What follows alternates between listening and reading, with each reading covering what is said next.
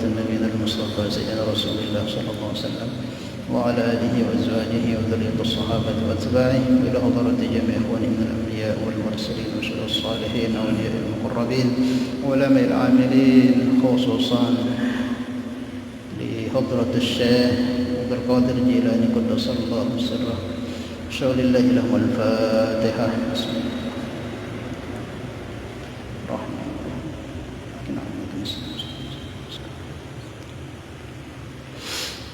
InsyaAllah malam ini kita lanjutkan kajian kita, kajian sirah. Kita masih masuk ke sesi kedua daripada lanjutan kisah Syekh Abdul Qadir Jilani yang kemarin, beberapa minggu yang kemarin. Minggu yang lalu sudah kita sama-sama simak dan dengarkan kelahiran beliau, di mana beliau lahir, kemudian juga nasab beliau dari arah bapak dan ibunya. Beliau termasuk ahlul bait Nabi, dzurriyyatur Rasul. Dari arah bapak beliau Al-Husaini, dari ibu beliau Al-Hasani, dan juga bagaimana beliau menimba ilmu, dan sedikit kita ceritakan karomah-karomah beliau masih dalam perut ibunya ketika masih bayi, dan juga beberapa karomah kemarin sudah kita ceritakan. Sekarang insyaallah kita lanjutkan, masih menceritakan daripada karomah-karomah beliau, karena yang jadi asbab beliau terkenal itu karena karomah beliau ini. Kita ahli sunnah wal jamaah meyakini adanya karomah.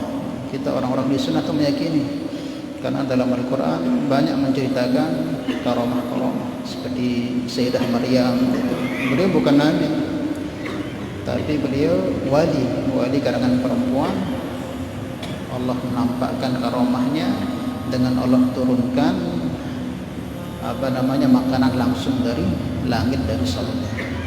Termasuk Ashabul Kahfi juga itu karomah. Beliau itu bukan para nabi, tetapi beliau orang soleh, orang yang dekat dengan Allah. Allah nampakkan kepada beliau karomah, tidur selama 350 tahun, enggak makan, enggak minum, tapi masih hidup. Ini membentuk, memberikan kabar kepada kita bahwa karomah itu sabit, ada dalam Al-Quran. Kita ngingkari, ya sama saja dengan kita ngingkari isi Al-Quran. Sepakat kita kan, Maryam itu nabi atau bukan? Ashabul Kahfi bukan, orang-orang soleh beliau itu yang diberi kelebihan. Innahum fityatun amanu bi rabbihim wa zidnahum huda. Pemuda-pemuda yang taat kepada Allah Subhanahu wa taala. Kita sebagai sunnah wal jamaah meyakini adanya karomah. Apa itu karomah? Hal yang khariqul adah, yang tidak sesuai dengan adat kebiasaan, itu namanya karomah. Dan adat kebiasaannya sudah kita bahas dulu dalam ilmu akidah, kajian akidah. Khariqul adah ini bukan hanya karomah saja yang tidak sesuai dengan akal, adat kebiasaan yang biasanya kita lihat manusia itu kan berjalan adatnya di bumi, berjalan. Tapi kalau ada manusia berjalan di udara, nah, itu namanya luar biasa, bukan mustahil, luar biasa, luar daripada biasanya. Biasanya di bumi berjalan, kok ini berjalan di udara, namanya luar biasa, bukan mustahil. Kalau mustahil itu Allah tidak ada, Allah ada tapi diciptakan, Allah ada tapi bisa sirna, itu namanya mustahil. Kalau yang seperti itu bukan mustahil, itu luar biasa. Tinggal kita tengok pelakunya itu siapa. Kalau pelakunya para nabi, hal yang seperti itu namanya mukjizat. Kalau diberikan kepada para wali namanya karomah. Kalau diberikan kepada orang-orang soleh biasa yang bukan para wali, itu namanya ma'unah. Diberikan kepada orang-orang yang suka jampi-jampi, bergaul dengan dukun, jin dan sebagainya, namanya sihir. Jadi bukan mustahil. Nah, mustahil itu Allah tuh kok enggak ada. Allah ada tapi diciptakan. Allah akan sakit lemah. Allah itu kok dua, Allah itu kok bertempat. Ini mustahil. Kalau yang seperti itu bukan mustahil, itu luar biasa. Paham ya? Kemarin sudah kita sedikit kisahkan bagaimana Syekh Abdul Qadir Jailani ketika beliau akhir tuh kita kisahkan ketika beliau berkhalwat, berzikir, kalau bahasa kerennya meditasi, bertapa. Mulai itu memang orang yang sangat-sangat luar biasa.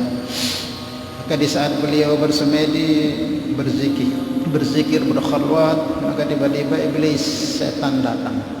Disebutkan kisah ini masyhur, di mana beliau juga setan datang, iblis datang mau menggoda, menyesatkan beliau.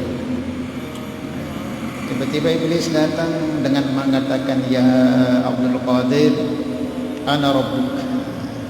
Hai Abdul Qadir, saya adalah Tuhanmu. Di saat itu memang Abdul Qadir dalam keadaan betul-betul khusyuk ibadah, dan beliau merasakan di saat itu begitu tenang, begitu harum, begitu indah keadaan. Di saat itulah datang ini makhluk yang namanya iblis ngaku jadi Tuhan.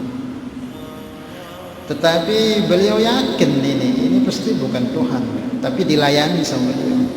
Enggak ada Tuhan kok ngomong, ada suaranya.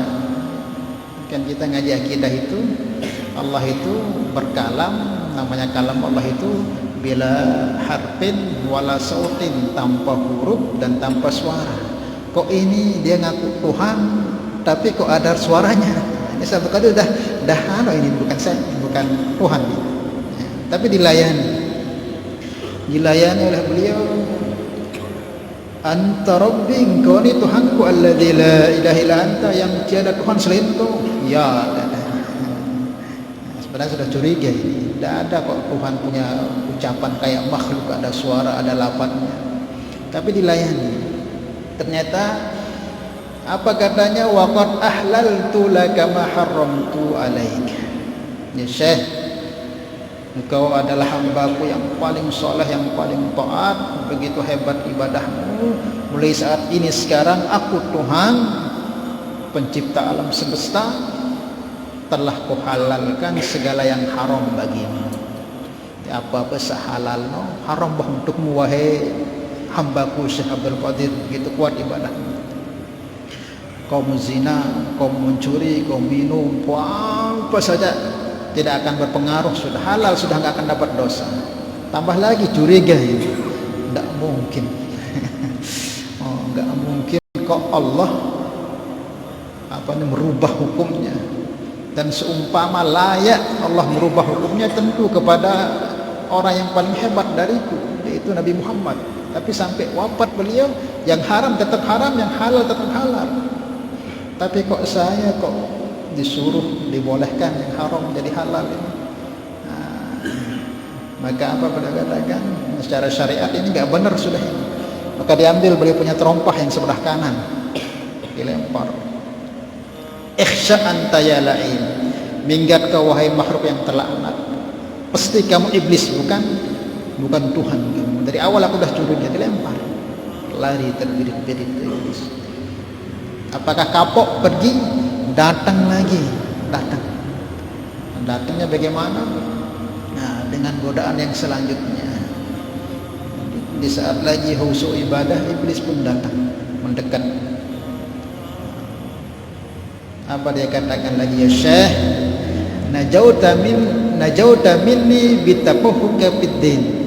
Wa Syekh, kau telah selamat dariku karena begitu hebat pahammu terhadap agama.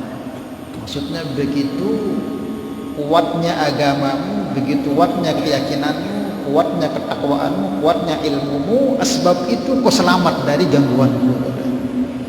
Jadi Syekh Abdul Qadir Jailani dibuat hilah oleh iblis supaya mengakui bahwa keselamatannya dengan amalannya. Nah, Syekh Abdul Qadir itu orang alim, orang bukan sekedar wali, alim syariat. Maka beliau paham. Iblis sudah datang lagi. Kok dia katakan aku ini selamat dengan amalanku? Ini bisa. Diambil terompah sebelah kiri, dilempar. Ikhsha anta ya la'in, pergi ke wahai makhluk yang terlaknat. Kau iblis. Tidak mungkin, mustahil aku ini bisa selamat dengan amalku, dengan ilmumu, dengan takwaku. Bukan. aku murni selamat dari gangguan wahai iblis karena Allah yang selamatkan aku. Bukan karena amalku, bukan karena karomahku, bukan karena kesolehanku, wiridku, zikirku, bukan. Aku selamat karena Allah yang selamatkan. Dilempar pakai tombak sebelah tadi. Kalau kita mungkin ya langsung ke sayaku. Itu kalau beliau enggak. Beliau katakan apa? Yang selamatkan aku Allah, bukan takwaku, bukan solehku, bukan ilmuku, bukan Allah yang selamatkan aku. Kok iblis sudah? Nah, setelah dilempar pergi, datang lagi iblis itu. Dia katakan, wahai Syekh, laqad fatattu bihadzal hilah qablaka 70 rajulan. Wahai Syekh, engkau ini sangat luar biasa, sangat luar biasa. Aku telah merusak dengan hilah model godaan seperti ini sebelum engkau 70 orang wali. Semua tersesat gara-gara hilah, kecuali engkau. Engkau memang amat luar biasa. Itu Syekh Abdul Qadir Jailani. Karena beliau itu bukan sekedar ahli wirid saja, tidak paham syariat. Kalau orang tidak paham syariat itu ya langsung dia katakan, wah sampai wah ini berdaya bukan Tuhan nih. Sehingga kahana milih sembahyang, kahana milih anu. Sini rajin berjamaah, rajin sembahyang, kan terdatangan si suara marung kahana. Nah ini orang bahaya itu kalau nggak ngerti syariat yang benar, ya sudah dia akan tersesat. Paham ya? Nah, itu yang perlu kita ambil pelajaran. Dalam kalam beliau yang lain juga beliau memerintahkan kepada kita, kepada murid-muridnya, til ila rabbika bijanahaini. Wahai murid-muridku, terbanglah kamu kepada Tuhanmu Allah bijanahaini dengan dua sayap. Kau akan bisa sampai kepada Allah itu pakai dua sayap. Dari mana kita mau perpergian, kemana saja ya kita pakai sepeda motor atau pakai mobil, mesti ada rodanya kiri kanan sehingga seimbang bisa nyampe. Kalau ada motor ban depannya saja ada, ban belakangnya nggak ada, ya nggak bisa. Mobil sebelahnya ada bannya, sebelahnya nggak ada, nggak bisa. Begitu juga nyampe kepada Allah ini kata beliau, bijanahaini dengan dua sayap. Terbanglah kamu wahai murid-muridku ila rabbika bijanahaini, ke Tuhanmu dengan dua sayap. Yang pertama bijanahid syariah, yaitu yang pertama dengan sayap syariat. Syariat harus. Kemudian bijanahid tariqah, dengan atau haqiqah. Kemudian yang kedua dengan sayap hakikat atau tariqah. Baru kamu nyampe kepada Allah. Kalau kau ambil salah satunya saja tidak akan bisa. Mesti kamu pakai keduanya. Syariatnya mantap, hakikatnya juga mantap. Tidak bisa kalau syariat saja tapi hakikatnya lemah. Itu saya nanti itu mudah ketipu, mudah bangga dengan ibadahnya, merasa selamat dengan ibadahnya, celaka. Begitu juga hakikat saja tapi nggak bersyariat, ya itu namanya nggak mau sholat. Nanti yang penting aku sudah sampai ke Allah, ngapain sholat lagi? Maka kamu akan bisa sampai ke Allah dengan dua sayap. Pertama sayap syariat, yang kedua dengan sayap thariqah atau hakikat. Maka ini perlu kita pahami ajaran beliau. Jangan sampai kita tertipu, tergoda dengan ajaran-ajaran atau aliran-aliran yang mengarahkan kepada kita untuk meninggalkan salah satunya. Al-Imam Malik Ibn Anas dulu sudah kita bahas. Ini sering juga yang sampaikan guru-guru kita sampaikan di majelis-majelis. Yang Malik katakan, man tasawwaba wa lam yatafaqqaha faqad tazandaqa. Siapa yang bertasawuf, mengaji ilmu hakikat, tapi enggak berfikih, dia enggak mau amalan syariat, pokoknya mengaji hakikat doang, hakikat doang senhaji, sehingga apa? Ya selalu sahalalan. Ngomong hakikat lalu baru lalu sahalalan. Akad baik barang dengan Allah happy. Hakikat kan sebuah milik, benar enggak? Walillahi ma fis samawati wa ma fil ardh. Yang di bumi, yang di langit milik Allah. Walillahi ma fis samawati wa ma fil ardh. Maka baik Allah happy. Kalau begitu kan hancur jadinya, diambilnya punya orang. Ini orang kalau berhakikat terus. Nanti maka sembahyang ada timuk pada. Ini kan Pak Enama tuwalu fatama wajhullah, bembetanan arah ya Allah itu di sana. Ada timuk ini sembahyang. Benar enggak ini ayat ini? Pak Enama tuwalu, di manakan kamu menghadap kamu akan ketemu Allah. Benar enggak ini ayat Al-Qur'an enggak ini? Ayat Al-Qur'an enggak ini? Baca. Hah? Ada yang habis ini. Fa inama tuwallu fathamma wajhullah. Benar enggak ini ayat Al-Qur'an? Benar. Dimanapun kamu menghadap, kamu ketemu Allah. Nah, sehingga adab sholatnya membelakangi kiblat. Dengan apa katakan? Benar, benar memang. Benar ayatnya itu. Tapi yang kamu ucapkan itu kalimatul haq urida bihal batil. Hak tapi batil yang dimaksud. Hakikatnya kemana saja Allah itu nggak butuh tempat, kemana aja kita menghadap Allah. Tapi syariatnya Allah perintahkan fawalli wajhaka syatral masjidil haram. Syariatnya. Makanya orang hanya berhakikat saja nanti rusak syariat sama dia. Itu kalau orang hanya berhakikat saja, Imam Malik katakan tazannaqa, zindik ni apa? Dia paham, dia yakin dirinya wah tamu dalam golongan orang beriman, tapi hakikatnya agama menganggap dia sudah murtad. Jadi orang-orang zindik ini apa? Dia masih aku dirinya muslim, beriman, tapi hakikatnya murtad, keluar dari agama. Ini orang zindik. Zindik itu masih aku dirinya muslim, mukmin, tapi secara hakikat dia sudah murtad. Sebaliknya juga, waman tafaqqaha, siapa yang hanya fikih saja, walam yatasawwafa, tidak pernah ngaji tasawuf, tidak pernah ngaji hakikat, tidak pernah ngaji bagaimana membersihkan hati, fikih saja, faqad tafassaqa, fasik dia nanti. Apa fasik itu apa? Berdosa besar dia. Nanti amal agama itu rentang, dia gunakan hanya sekedar rutinitas saja, untuk bangga-banggaan saja, untuk sombong-sombongan saja, nggak ada hakikatnya ibadahnya itu, nggak ada apa istilahnya bobotnya. Sembahyang karena dengan sembahyang, pada di narak suasana kah negawi. Nah ini nggak ada hakikat, dia ini ibadah karena suasana. Lu dengan ngaji, sepi jarun dengan nah, ini ibadah yang tidak berbobot, tidak berhakikat. Sehingga amalnya nanti semua hanya sekedar rutinitas, hanya untuk bangga-banggaan, senang-senangan. Nah ini fasik. Nah bisa orang ini jatuh kepada kesyirikan. Riya itu apa? Riya syirkul asghar. Riya itu syirik kecil. Apa itu riya? Amal ingin dilihat orang. Sama-sama bahayanya. Disinilah orang timbulnya orang-orang yang jual agama untuk dunia. Kenapa? Kan hakikatnya nggak ada, rasa takutnya ke Allah itu nggak ada, kuat hubungannya dengan nggak ada, sehingga apa? Agama nggak ada hakikat. Ini bahaya juga. Maka yang benar apa? Waman jama'a bainahuma, kata yang Malik, faqad tahaqqaqa, yang bisa menggabungkan keduanya, syariatnya jalan, hakikatnya jalan, faqad tahaqqaqa. Ini yang benar. Ini yang dibawa oleh Nabi Muhammad. Beliau dengan Allah enggak pernah lepas, dengan hamba-hamba Allah juga enggak lupa. Statusnya sebagai seorang hamba enggak lupa.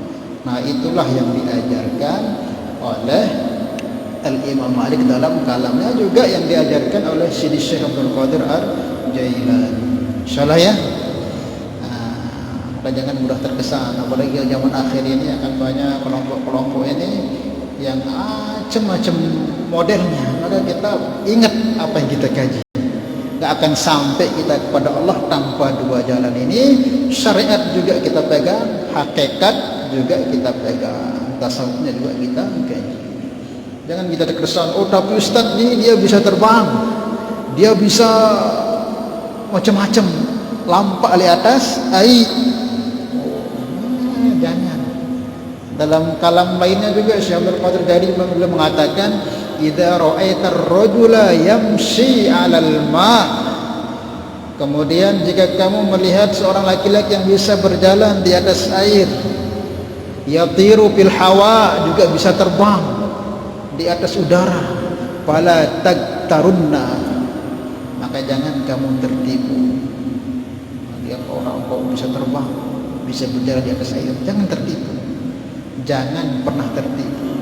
Itu derajat kecil, burung aja bisa, kecebong aja ya di atas layar itu bisa. Jangan. Itu bukan bukti seorang itu dekat dengan Allah, bukan. Nah, kalau kita anggap orang itu hebat kalau sudah punya keanehan-keanehan. Nah, ini orang seperti ini cepat tertipu, cepat tersesat. Apalagi nanti Dajjal datang, ya sok awal sudah dia. Dajjal itu bukan hanya sekedar terbang, bukan sekedar dia perintah apa saja yang dia mau terjadi. Itu kelebihan yang diberikan oleh Allah ke Dajjal. Di saat panas-panas dia perintah langit turun hujan, seketika turun hujan. Di saat kering kerontang, orang lapar, diperintahkan bumi imbit tumbuh-tumbuhan. Kelebihan Dajjal nanti di akhir zaman. Kalau kita nggak kuat keyakinan kita ini, yang ikut kita nanti bahaya. Maka tolak ukur orang itu jadi wali, tengok bagaimana dia jalankan syariat. Itu sudah. Jangan lihat yang aneh-anehnya. Pernah satu ketika juga Syekh Abdul Qadir Jilani, beliau ini sudah keceritakan kan karamah beliau minggu yang lalu itu, masya Allah, mutawatir semua merewetkan karamah beliau dari macam kelompok golongan aliran mengakui kan kekaromahan beliau, ribuan karamah beliau biasa dilihat oleh murid-muridnya. Beliau terbang, habis ngajar itu terbang jalan biasa dilihat karena sudah tidak aneh, saking biasa sertanya dilihat. Syekh Abdul Qadir ini karamahnya itu mutawatir, semua ulama mengakui. Pernah satu ketika beliau ini di murid-murid beliau, jadi kan kalau beliau mengajar itu akan hadir di majelis beliau 70.000 rajulan, sampai 70.000 orang hadir di majelis beliau, saking banyak. Di kalam beliau ini enggak molek-molek, biasa saja, tapi langsung menak ke hati-hati pendengarnya. Zaman dulu itu kan enggak ada mic, enggak ada pengeras suara, tapi didengar semua sampai orang-orang belakang dengar soal itu karamah. Saking banyaknya orang yang hadir, itu beliau kalau keluar majelis itu keber. Makanya dia punya karamah ini sudah luar biasa, diakui semua kalangan ngaku. Tapi pernah suatu ketika beliau ini malam Jumat itu beliau ilangkan ketika pengajian ini, beliau ilangkan kepada jamaah-jamaahnya, nanti habis Jumatan kamu kumpul di masjid ini lagi, ajak semua keluargamu, teman-temanmu yang gak hadir sekarang, suruh hadir besok. Saya akan memberitahukan, memperlihatkan kepada kalian karamah saya yang paling besar. Karamah saya yang paling besar. Kan karamah beliau sudah sering dilihat, kabar berada di beberapa tempat itu sudah sering gitu. Nah, beliau janjikan besok saya akan beritahukan kepada kalian habis Jumatan itu karamah saya yang paling besar, ajak semua. Maka orang-orang yang beritahu ke keluarganya, sanak semua teman-teman bahwa Syekh akan memberitahukan, memperlihatkan karamah yang paling besar. Semua orang sudah senang, mesti ini yang luar biasa, lebih dari yang sering kita lihat ini gitu. Tetapi apa, ketika habis Jumatan, semua orang dari penjuru kampung, desa, bahkan kota berkumpul melihat beliau ceramah. Nah, di tengah ceramah kumpul itu beliau berkata, wahai para jamaah, wahai murid-muridku, aku telah janjikan ke kalian kemarin malam bahwa aku akan beritahukan kepada kalian, akan ku nampakkan ke kalian karamahku yang paling besar. Maka beliau katakan apa? Wahai para jamaah, selama kamu bersamaku, pernahkah kalian lihat aku tidak sholat? Tidak pernah. Pernahkah kalian lihat aku kalau enggak ada uzur, enggak berjamaah? Tidak pernah. Pernahkah kamu lihat aku enggak berpuasa Ramadan? Tidak pernah. Pernahkah kamu lihat aku berpakaian tidak seperti pakaiannya Rasulullah? Tidak pernah. Pernahkah kalian melihat aku bertentangan amalanku dengan Nabi Muhammad? Tidak pernah. Pernahkah kamu lihat aku menyakiti hamba-hamba Allah atau makhluk-makhluk? Enggak pernah. Pernahkah kamu lihat aku meninggalkan puasa? Enggak pernah. Itulah karomahku yang paling besar. Itulah karomahku yang paling besar. Tatkala orang istiqomah dalam sunnah, dalam taat kepada Allah sampai mati, itulah karomah yang paling besar. Bukan terbang, bukan hilang, bukan sampai ke Mekah, itu kecil itu. Karomah saya yang paling besar itu. Nah, pernah kamu lihat saya tidak sholat, tidak puasa? Mau lihat kamu lihat saya amalan saya nggak sesuai dengan sunnah Nabi, cara pakaian saya, cara bergerak saya, cara duduk saya, cara makan saya, cara semua disebutkan. Nggak ada kau sempurna ngamalkan sunnah Nabi.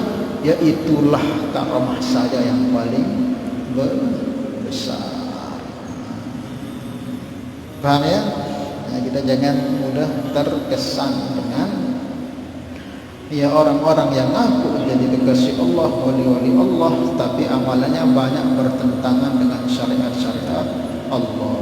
Karena nggak akan mungkin orang bisa sampai kepada Allah tanpa menjalankan syariat. Minggu yang lalu itu hari Jumat kemarin di musala kita ngaji fikih, bahasan orang-orang yang uzur dalam sholat. Jadi kita dalam fikih itu kan kalau kita nggak bisa sholat dengan berdiri, boleh kita sholat dengan duduk. Nggak mengurangi pahala kalau memang kita sakit. Nggak bisa dengan duduk, dengan tidur miring. Mustalqiyan ala jambihil aiman, tidur miring, kepalanya di sana, mukanya menghadap kiblat. Itu. Nggak bisa juga tidur miring, tidur terlentang, kaki menghadap kiblat, kepala ditaruhin bantal, sholat. Nggak bisa juga bergerak begitu, isyarah dengan mata. Nggak bisa juga jaro arkanis sholah fi qalbihi. Kalau nggak bisa juga dengan mata, baru dia sholat isyarah hati. Wah, mungkin wahli ICU tahu orang dia bergerak, wah matanya lagu masih bernapas, tetap wajib sholat. Tetap madama akluhu thabitan, selagi akal kita masih normal dalam keadaan itu tetap wajib sholat. Kalau nggak bisa isyarat mata juga nggak bisa. Jaro alkani sholah fi qalbi, di dalam hati. Sampai begitu loh, tetap wajib sholat sampai ke sekarat doang, napas doang, normal otak kita tetap wajib sholat walaupun hanya pakai gerakan hati. Rukuk sujudnya itu pakai hati. Kok ada otoreko yang mengatakan dek wajib sembahyang pada sehat buker. Otoreko apa namanya itu? Orang sampai sakit begitu saja masih wajib sholat. Kok dia sehat bugar, dek ini milih sembah. Ya, Nabi saja di tengah peperangan, berkecamuk peperangan itu tetap sahabatnya diperintah sembahyang, hatta berjamaah, tetap berjamaah. Kayaknya ada syarat khauf yang berjamaah.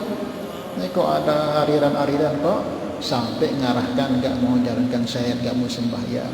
Wajib, bukan harus, wajib kita tolak. Dan seumpama benar itu patokannya Nabi Muhammad, tentu Nabi Muhammad dulu dibolehkan oleh Allah untuk tidak sholat. Tetapi apa? Sering disampaikan hatta tatamarat qadamah, sampai kaki beliau itu bengkak saking seringnya sholat. Dan beliau tidak pernah meninggalkan sholat berjamaah sampai dipapah oleh 2 orang. Begitu Nabi loh. Kok ada umatnya yang mengatakan dia sudah hatam sembahyangnya? Wah, ini hati-hati kita, hati-hati. Paham ya? Nah, itulah beberapa karomah beliau dan banyak sekali. Ini kenapa yang ini yang tekankan ceritakan karomahnya, karena ini banyak terjadi sekarang di mana-mana tempat munculnya ya aliran-aliran seperti itu. Kita jaga diri kita, ahli keluarga kita, anak-anak kita dari paham-paham seperti itu. Insyaallah ya. Nah, karena seperti tadi nggak bisa kita sampai kepada Allah tanpa menjalankan syariat. Kemudian mungkin sedikit kita bacakan ini silsilah daripada keilmuan beliau. Jadi beliau ini bukan sekedar wali, beliau juga orang alim, dan beliau umur 10 tahun itu sudah hafiz Al-Quran. Ketika beliau di Iran, kan beliau orang Iran asli, orang Parsi. Kemudian umur 10 tahun izin sama ibunya dari Iran safar ke Baghdad untuk menuntut ilmu. Jadi beliau itu pernah sama ibunya itu jualan, ikut ke kebun untuk apa namanya, bantu-bantu orang, ya sambil cari nafkah sama ibunya. Itu setiap beliau jalan ke kebun itu selalu ditegur oleh sapi loh negur beliau. Wahai Syekh, kamu tidak diciptakan oleh Allah untuk seperti ini gitu. Sapi ngomong ke beliau, Allah tidak ciptakan kamu untuk kerja seperti ini. Ada misi besar yang Allah berikan kepadamu. Setiap gitu, sehingga beliau naik ke atas loteng rumahnya. Naik, ketika itu langsung dilihatkan oleh Allah pandangan orang-orang yang sedang wukuf di Arafah itu. Bahkan umur 6 tahun, 7 tahun itu sering kemarin yang ceritakan itu yang beberapa lalu itu, dia kalau main di tempat-tempat, kalau pulang itu nanti ada pohon-pohon debu, pohon tumbuh-tumbuhan itu mengatakan minggir-minggir, ada wali mau lewat. Jadi sudah kecil itu sudah kelihatan nampak kewalian beliau. Nah, beliau ini belajar Al-Quran juga tafsir ke beberapa ulama, termasuk diantaranya Syekh Ali Abdul Wafa Al-Ukaili, ini guru beliau Al-Quran. Kemudian juga Syekh Abdul Talib Al-Mahfuzi yang mengajarkan beliau tafsir, dan juga Abu Hasan Al-Qadi. Sehingga sebelum beliau berangkat ke Baghdad itu, ke Irak itu, beliau sudah menghafal Al-Quran, sudah banyak pemahamannya tentang Al-Quran. Maka beliau ke Baghdad ngaji dan berguru ke beberapa ulama, dan termasuk guru beliau dalam tasawuf yang masyhur itu namanya Syekh Hamad Ad-Dabbas.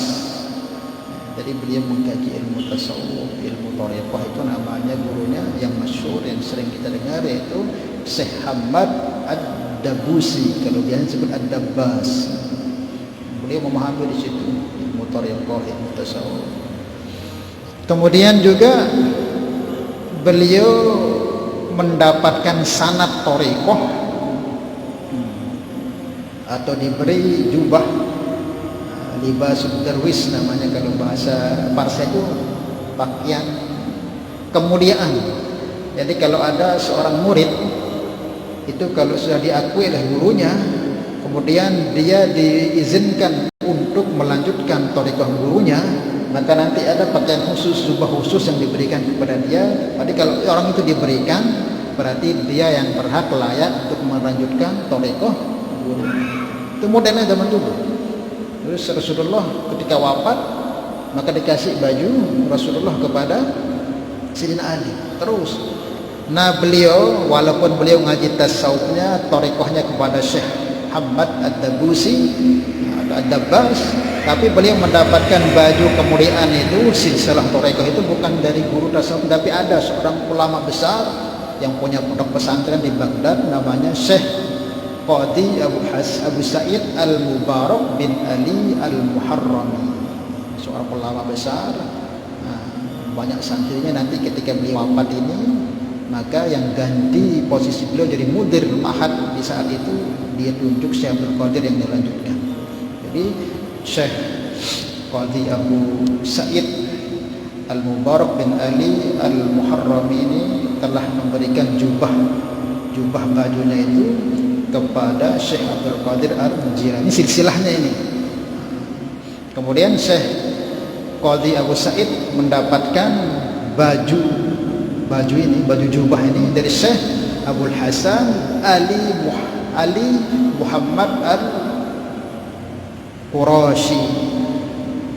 Syekh Abu Hasan Ali Muhammad Al-Qurashi mendapatkan jubah itu dari Abul Faraj At-Turtusi At-Tamimi. Kemudian beliau mendapatkan baju itu dari Syekh Abu Bakar Asy-Syibli. Kemudian Syekh Abu Bakar Asy-Syibli mendapat jubah itu dari Syekh Abul Qasim Junaidul Baghdadi. Syekh Junaid al-Baghdadi mendapatkan baju itu dari pamannya, termasuk gurunya, yaitu Sidi Syekh Siri As-Saqati. Syekh Siri As-Saqati mendapatkan jubah itu dari gurunya, yaitu Marhum al-Karhi. Marhum al-Karhi mendapatkan baju itu dari Daud At-Ta'i. Daud At-Ta'i mendapatkan baju itu dari Syekh Habibul Ajami. Syekh Habibul Ajami mendapatkan jubah itu dari Syekh Al-Hasan Al-Basri, seorang tabi'i. Syekh Hasan Al-Basri mendapatkan baju dari Sayyidina Ali. Sina itu mendapatkan baju dari Rasulullah. Rasulullah dapat dari Jibril dari Allah Subhanahu wa taala. Itulah silsilah daripada thariqah beliau. Makanya beliau tempat berkembangnya dari masa beliau itulah tersebar.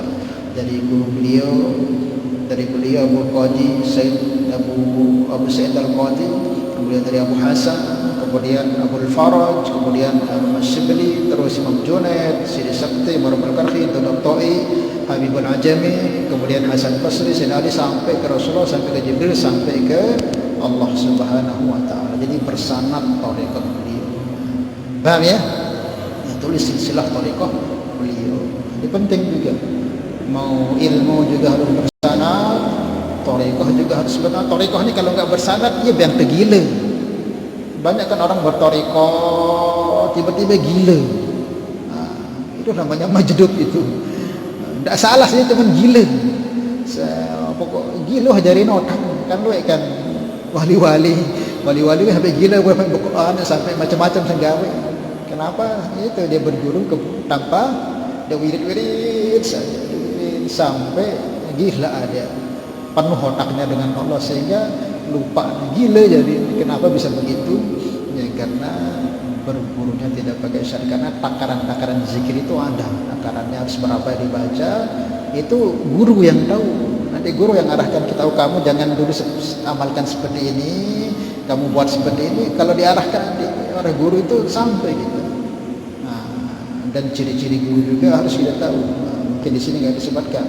Perlu kita terangkan dua ciri-ciri guru mursyid agar kita tidak tersesat. Baik, insyaallah ya. Wallahu a'lam bishawab. Ya, sebelum kita lanjutkan, yang tanyakan. Iya.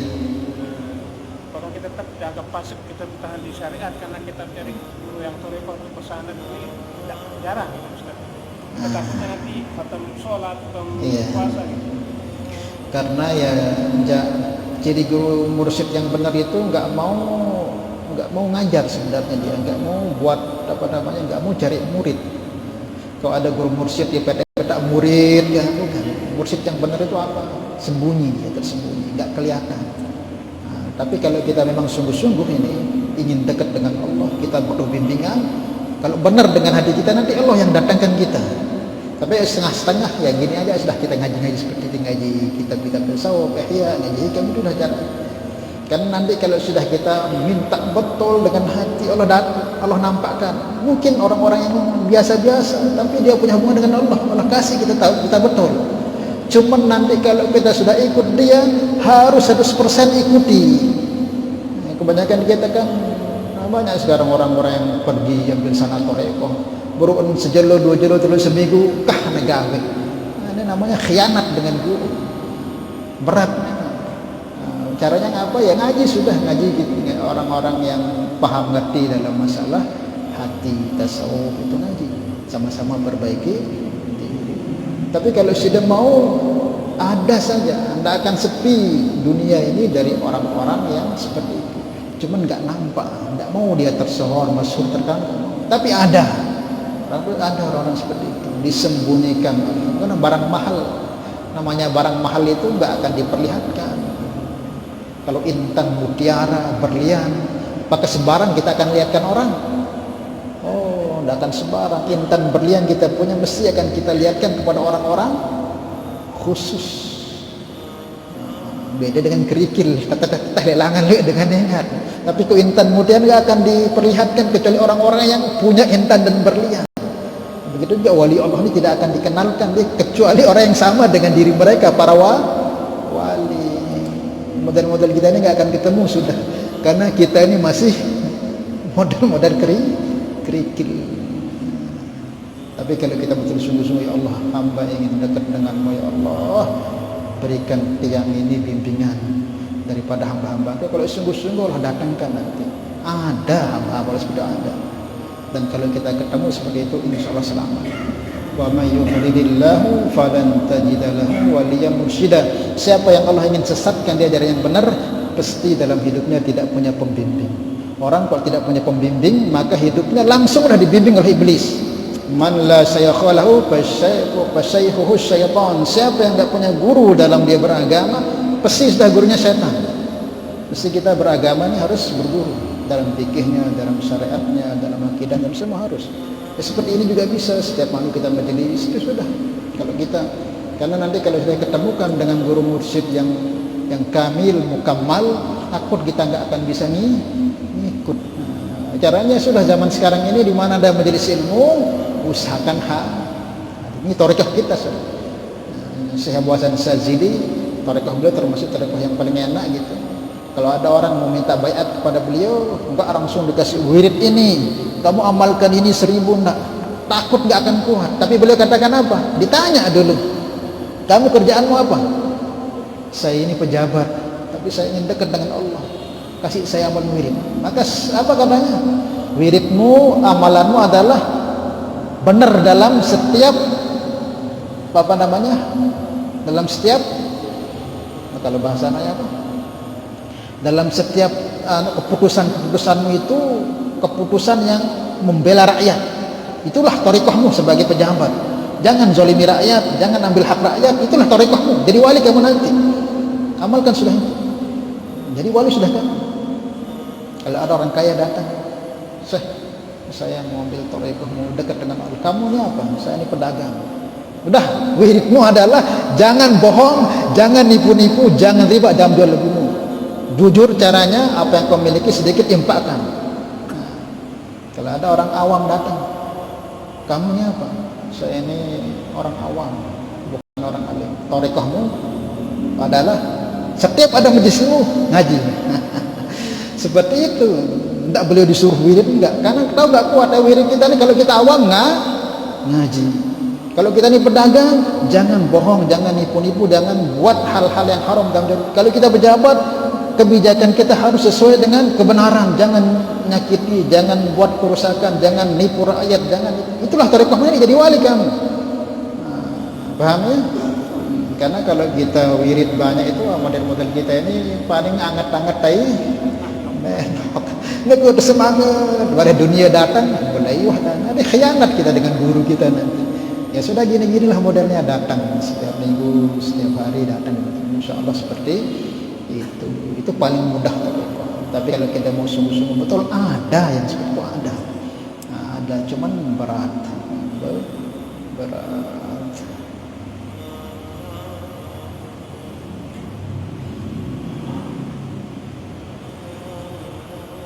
Udah kelewatan. Masih banyak sebenarnya ini, tidak tahu minggu depan kita lanjutkan atau enggak.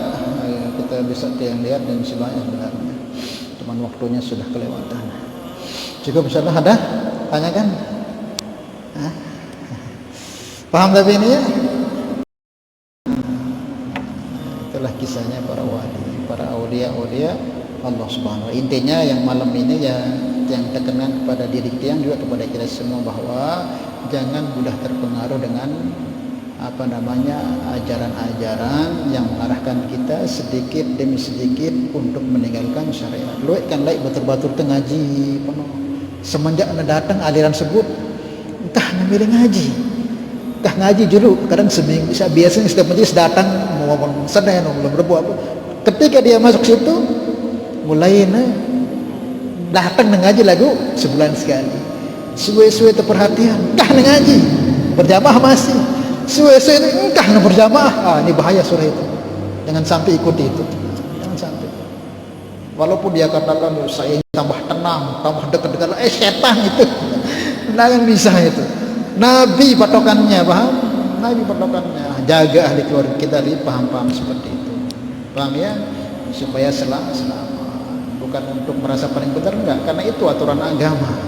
Itulah aturan agama.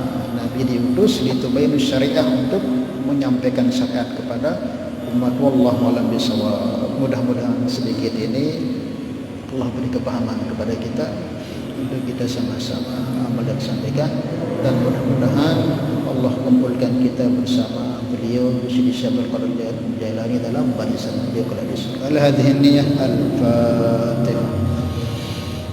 Bismillahirrahmanirrahim. Alhamdulillahirabbil alamin. Ar-Rahman. Iyyaka na'budu wa iyyaka nasta'in. Ihdinas siratal mustaqim. Siratal ladzina Salatullah salamullah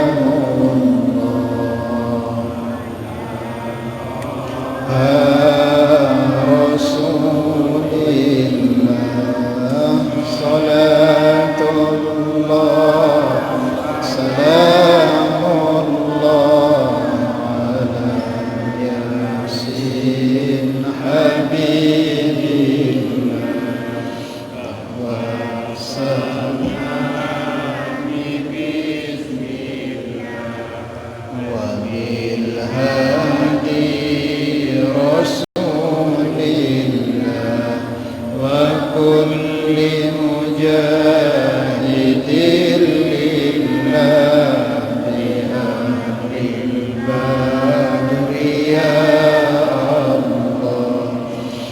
Subhanallah bihamdihi, subhanallah wa bihamdihi, asyhadu an la ilaha illa anta, astaghfiruka wa atubu ilaik. Assalamualaikum.